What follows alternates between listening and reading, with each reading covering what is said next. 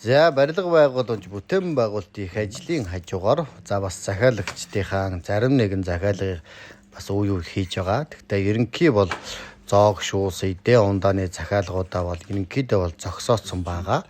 5 сарын гэр нь 10-аас ирнэ эхлээд сайхан Монгол зоог эдээ шүүсээ гэр нь гаргаад эхлэнэ хэмээн сэтгээд барилга бүтээн байгуулалтынхаа ажил руу шамдан орсон байна. За үүнд саксны талбай, хүүхдийн усан сан, хүүхдийн гол, гүнжийн цамхаг, ханхүүгийн цайз, хүүхдийн тоглоомын талбай, за мөн хүүхдийн машины зам гэх зэрэг олон янзын хүүхдийн тоглоомод хийж бүтээнэ гэсэн сэтгэж ажиллаж байна. За мэдээж бас томчуудад зориулсан сүүдэрвч, сарвч, гольфийн талбай, гольфийн тоглоомын хэсэг гэх зэрэг юмнууд хийн. За ингээд энэ Солонгос руу манай зоог буюу өвчүү толгой сүүлийн маань ингээд захиалсан байгаа.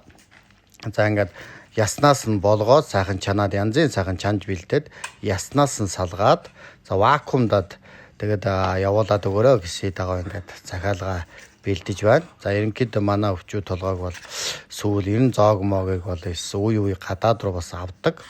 Гэхдээ энэ удаагийнх бол ингээд сайхан болгоод чанаад яснуудаас нь салгасан байна. За өвчүүнийх нь яснаас нь, толгооных нь яснаас нь салгаад вакуумдсан.